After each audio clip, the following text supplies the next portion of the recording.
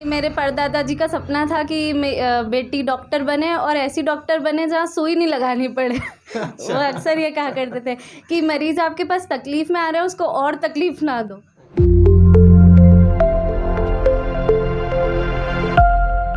साथियों नमस्कार। देश की पहली महिला आईपीएस अधिकारी थी किरण बेदी। आपने उनका नाम तो सुना ही होगा, लेकिन आज मैं आपको जावरा की पहली महिला होम्योपैथिक चिकित्सक, जी हाँ, जो ऐसी लड़की जिसने जावरा में पहली लड़की है जिसने होम्योपैथी में डिग्री लिए, डॉक्टर बनी है और वो इसकी प्रैक्टिस भी कर रही है। आइए हम उनसे कुछ बात करते हैं। डॉक्टर दिव्या भाटी।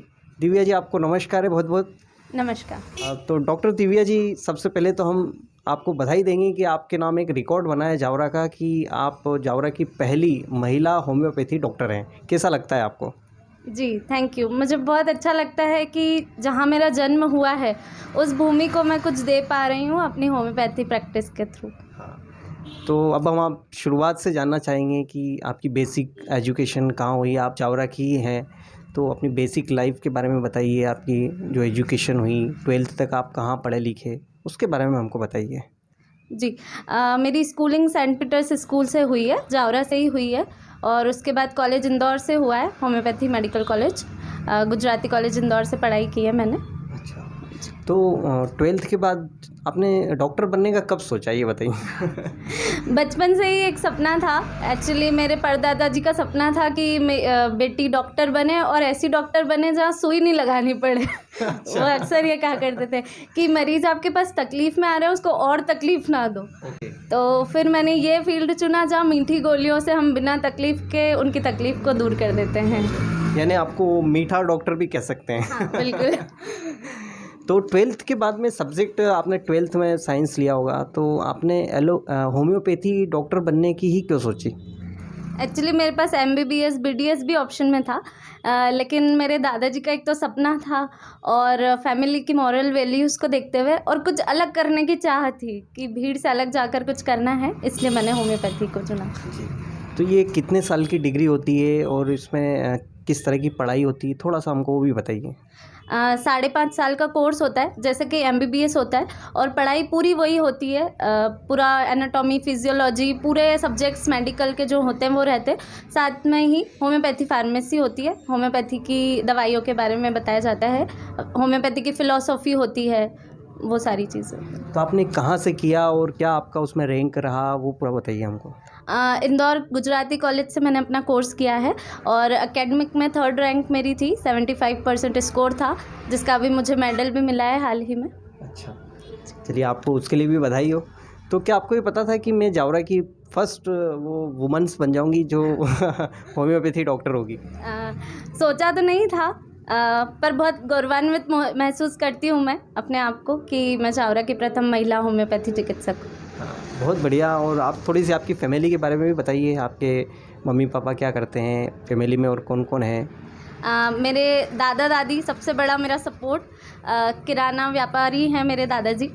पापा जो है एडवोकेट एंड नोटरी है और मदर जो है गवर्नमेंट प्राथमिक शिक्षिका हैं।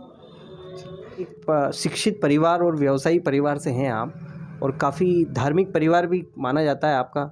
तो आप कहाँ कैसे अपनी आध्यात्मिक जीवन के बारे में भी थोड़ा बताइए कि आप अपने जीवन में अध्यात्म को कैसे देखती हैं? जी, मैं ब्रह्मा कुमारी संस्था से जुड़ी हुई हूँ, पूरा परिवार जुड़ा हुआ है। स्वामी जी की कुटिया से, मतलब गुरु महाराज में दादाजी का अटल विश्वास है, तो दोनों जगह से हम लोग जुड़े हुए हैं और नियमित रूप से मेडिटेशन, ध्यान, योग ये मैं अपनी दिनचर्या में रखती हूँ। उसी से मुझे साहस मिलता है कुछ नया करने का। अच्छा, मैं ये जानना चाहूँगा कि अक्सर होम्योपैथी की डिग्री जो ले लेते हैं, तो वो इसलिए ली जाती है कि बस एक डिग्री हो गई डॉक्टर की और उसके बाद वो एलोपैथी या अदर्स ऑप्शन में प्रैक्टिस करने लग जाते हैं। लेकिन आपने ऐसा नहीं किया, आपने होम्योपैथी की डिग्री ली और उसको बाय प्रोफेशन प्रैक्टिस कर रहे हैं। आपका जावरा में आपने क्लिनिक भी स्टार्ट किया, तो वो कैसे हुआ, उसके बारे में बताइए। जी हाँ, अक्सर मतलब आसान तरीका होता है कि डिग्री ले लो और फिर एलोपैथी प्रैक्टिस करो या फिर किसी हॉस्पिटल में जॉब कर लो, अच्छा कमा लेते हैं। पर मेरे परिवार की भी यही इच्छा थी कि जो पढ़ाई की है वही काम करो, और मैंने करके भी देखा, हॉस्पिटल में जॉब भी की है। पर जो सुई चुबाना अच्छा नहीं हाँ, लगा। जो मज़ा मुझे मीठी गोलियां दे के ट्रीटमेंट करने में आता है वो कहीं और नहीं आता है। अच्छा, तो अब कितना टाइम हुआ आपको क्लिनिक स्टार्ट किए हुए यहाँ पे? कहाँ पे आपका क्लिनिक है? कैसे आप यहाँ पे पेशेंटों को अपनी सेवाएं देती है, वो बताइए हमको। जी, यहाँ जावरा रतलामी गेट गौशाला के पास में मेरा क्लिनिक है। 1.5 साल लगभग हो चुका है मुझे यहाँ प्रैक्टिस करते हुए। अच्छा जी, हमारे पास जो पेशेंट आते हैं ना, तो हर तरफ से निराश होने के बाद वो होम्योपैथी के पास आते हैं। तो जब वो कहते हैं कि अब आप ही एक आखिरी उम्मीद हैं, तो उन्हें भी थोड़ा भरोसा होता है, और जब उन्हें फ़र्क पड़ता है दवाई से, तो उनका हमेशा के लिए एक फेथ बन जाता है। मतलब फिर वो सर्दी खांसी में भी होम्योपैथी लेना प्रेफर करते हैं। ऐसा होता है कि बड़ी जटिल बीमारी के लिए आए हैं, पर इतना विश्वास हो गया कि अब सर्दी खांसी के लिए भी एलोपैथी नहीं खाएंगे। ऐसे भी कई पेशेंट्स हैं, और फिर पूरे पूरे परिवार जुड़ जाते हैं, तो बहुत अच्छा लगता है। नहीं, सही है। होम्योपैथी का एक अपना वर्चस्व है, उसका एक अलग सेक्टर है। तो क्या होती है होम्योपैथी की? कोई दवा के बारे में आप हमको समझा सकते हैं किस तरह से ये प्रोसेस, होम्योपैथी की क्या पद्धति होती है? जी, एक क्लासिकल जो तरीका होता है, इस तरह की ग्लोब्यूल्स आते हैं, इन्हें हम ग्लोब्यूल्स कहते हैं, जिनको साबूदाने की गोलियां कहते हैं, मीठी गोलियां। उसमें ये लिक्विड मेडिसिन जो होती है पेशेंट के लिए हम चूज़ करते हैं, उसको डाला जाता है और फिर उसको डोज बताया जाता है कि इतना लेना है। अच्छा, यानी सारा खेल जो होता है वो इसका होता है? हाँ, दवाई का खेल है। अच्छा, ये तो सेम रहता है, दवाइयाँ अलग अलग होती है हर पेशेंट के लिए। और इसका राज आपके पास ही होता है कि? जी मतलब एक बीमारी के मेरे पास 4 पेशेंट आएंगे, तो हो सकता है मैं चारों को अलग अलग दवाई दूँ। अच्छा, तो होम्योपैथी का ये जादू है। हाँ। कि हमको इंसान को जड़ से समझना होता है, और फिर जड़ से उसकी बीमारी को ठीक करने के लिए एक दवाई निकालनी होती है। अरे वाह, जड़ से आपकी बीमारी को ख़त्म कर देंगे। और सबसे बड़ा कि आपको सुई भी नहीं चुभोई जाएगी, और बहुत ही आसान तरीके से मीठी गोली लेके आपको ठीक होना है, तो कोई दर्द नहीं देना है। हाँ, बहुत अच्छी बात है। ये होम्योपैथी एक विधा है। तो आगे क्या देखती हैं आप? जावरा में होम्योपैथी के प्रैक्टिस करने वाले लोग बहुत कम हैं, तो इसका क्या भविष्य देखती हैं आप, वो बताइए हमको। मैं अपने लेवल पे जहाँ तक होम्योपैथी को ले जा सकती हूँ मैं करूँगी। समय समय पर शिविर लगाना, निःशुल्क दवाई वितरण करना, ये काम भी हम करते रहते हैं। गरीब लोग आते हैं जो अफोर्ड नहीं कर सकते, उनमें होम्योपैथी के प्रति विश्वास डेवलप करने के लिए हम मुफ्त में उनको दवाई वितरण करते हैं। मतलब अभी हम केवल विश्वास जमाना चाहते हैं, उसके बाद हम ऊंचाइयों पर लेकर ज़रूर जाएंगे। नहीं, बहुत अच्छा। और होम्योपैथी की डॉक्टर बनना, अपने आप में डॉक्टर होना ही अपने आप में बड़ी बात होती है, लेकिन आप होम्योपैथी की प्रैक्टिस कर रहे हैं और वो भी जावरा में, ये बहुत बड़ी बात है। तो और कोई बात बताइए ऐसी कि जो अदर्स जो स्टूडेंट हैं, मेडिकल स्टूडेंट जो होम्योपैथी को एज ए कैरियर नहीं देखते, उनके लिए आपका क्या मैसेज है? आप जब तक करेंगे नहीं, उस चीज़ से रिज़ल्ट नहीं मिलेगा, तब तक आप स्वयं विश्वास नहीं कर सकते। मतलब मैंने जब रिज़ल्ट देखा इसका, एक केस अपना शेयर करना चाहूँगी। एक छोटी बच्ची थी 1.5 साल की, उसको दांत नहीं आ रहे थे, जो लगभग 1 साल में आना शुरू हो जाते हैं बच्चों को। 1.5 साल हो चुका था उसको, 18 महीने की बच्ची थी, दांत आ नहीं रहे थे। तो डेंटिस्ट ने बोला कि इसको कट लगाना पड़ेगा, मतलब एक माइनर ऑपरेशन था उनका, तो कट लगा कर ही दांत आ पाएंगे, क्योंकि गम्स बहुत हार्ड है इनके, तो दांत निकल नहीं पा रहे।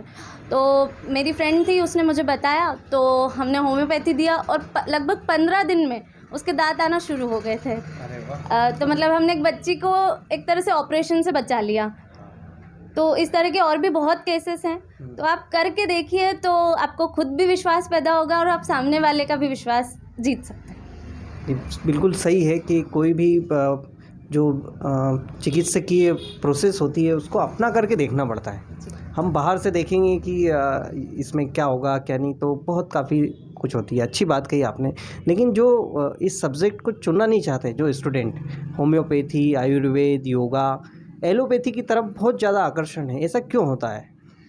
एक्चुअली क्या है कि हर कोई चाहता है, जैसे गांव में खेत में काम करने वाले लोग हैं, बुखार आया तो वो चाहेंगे डॉक्टर साहब हमको एक इंजेक्शन लगा दो, शाम को खेत पे जाना है। उनके पास इतना समय नहीं है, तो वो ये चाहते हैं क्विक रिजल्ट क्विक रिजल्ट चाहिए, पर वो ये नहीं समझते कि उस स्टेरॉइड का इंजेक्शन जो आपको दिया जा रहा है वो आपकी इम्यूनिटी को कितना कमज़ोर कर रहा है और आपको अगली बार फिर से इन्फेक्शन होने का चांस है। और धीरे धीरे आपकी रोग प्रतिरोधक क्षमता जो हमको भगवान ने दी है खुद से लड़ने के लिए, तो वो ख़त्म होती जाती है एलोपैथी दवाइयों से। तो आप हर एक छोटे से दर्द के लिए पेन किलर खा लेते हैं, तो ये तरीका सही नहीं है। आप अपने आप के शरीर का जो रोग प्रतिरोधक क्षमता है उसको धीरे धीरे सप्रेस करते जा रहे हैं। और कोरोना में हमने सीख ही लिया है कि इम्यूनिटी कितनी इम्पॉर्टेंट है, काढ़ा पिया है इम्यूनिटी बढ़ाने के लिए। तो तब से भी लोगों का विश्वास जागा है कि हमको साइड इफ़ेक्ट वाले पे नहीं जाना है, और होम्योपैथी जो कि साइड इफ़ेक्ट रहित है और कोई भी दर्द रहित है उसको चुना है लोगों ने। और मेरा भी यही कहना है, आप इसको चुनें और अच्छे जड़ से अपने रोगों से मुक्ति पाएँ। निश्चित ही जड़ से रोगों से मुक्ति पाना है तो डॉक्टर दिव्या आपको हेल्प कर सकती है। तो डॉक्टर दिव्या जी, और आपके बारे में बताइए, आपको क्या क्या और हॉबीज़ आपकी क्या है, आप और क्या क्या करते हैं इसके अलावा, वो भी हमको बताइए। मुख्य तौर पे तो मुझे पेशेंट से मिलना, उनके दर्द को कम करना, उसी में सबसे ज़्यादा मज़ा आता है। इसके अलावा क्राफ्टिंग का शौक़ है, मेडिटेशन का शौक़ है, अच्छा म्यूज़िक सुनने का शौक़ है, और मैं कुछ आर्टिकल्स भी लिखती हूँ हेल्थ के ऊपर। अच्छा, वो भी एक मेरा शौक़ है। बहुत अच्छा है। और डॉक्टर दिव्या, मुझे लगता है कि आप होम्योपैथी प्रैक्टिस करके आपने पैसे को इतना ज़्यादा इम्पोर्टेंस नहीं दिया, क्योंकि अगर डॉक्टर जो है वो अगर चाहे तो दोनों हाथ से कमा भी सकता है या वो दुआ भी कमा सकता है। तो अब आपने ऐसा सेक्टर चूज़ किया है जिसमें आपको प्रैक्टिस करना है और इस्टेब्लिश्ड होना है। तो आगे और क्या आपका विज़न है, लक्ष्य क्या है आपका, आप किस तरफ बढ़ना चाहती हैं? आपने कुछ सोचा हो कि मैं और एमडी करूँगी या इस सेक्टर में, और आप क्या सोच रही हैं? जी, पैसों को शुरू से ना परिवार ने इसमें मुझे प्रमोट किया कि तुम पैसे के पीछे भागो, हमेशा दुआएं कमाने की ही कोशिश की है, और परिवार के संस्कार ही यही है कि दुआएं कमाओ।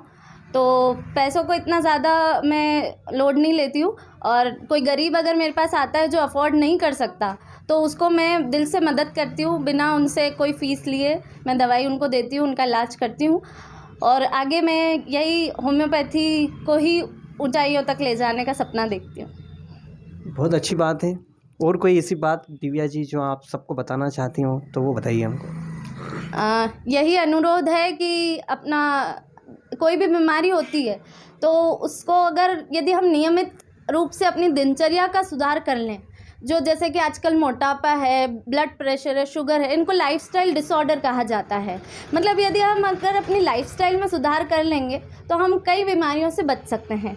तो मेरा आप सभी से यही अनुरोध है कि नियमित एक्सरसाइज अपने रूटीन में डालें, डाइट अपना प्रॉपर रखें, बाहर का कम खाएं। जो आजकल बच्चे बहुत फास्ट फूड की तरफ भाग रहे हैं उसकी वजह से बीमारियां बहुत बढ़ती जा रही है। तो आप घर का शुद्ध खाना खाइए और अपने डाइट पर ध्यान दीजिए, नियमित एक्सरसाइज कीजिए और मन का भी ध्यान रखें, योग मेडिटेशन रोज़ करें और स्वस्थ रहें। और फिर कोई प्रॉब्लम हो तो डॉक्टर दिव्या जी हैं ही जी बिल्कुल, और कोई भी परेशानी हो तो साइड इफ़ेक्ट रहित, दर्द रहित होम्योपैथिक कुछ नहीं। तो बहुत अच्छी बात है।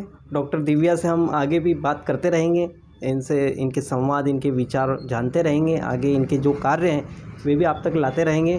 तो डॉक्टर दिव्या जी, आपने जो आज हमको समय दिया उसके लिए बहुत बहुत धन्यवाद आपको। Thank you so much.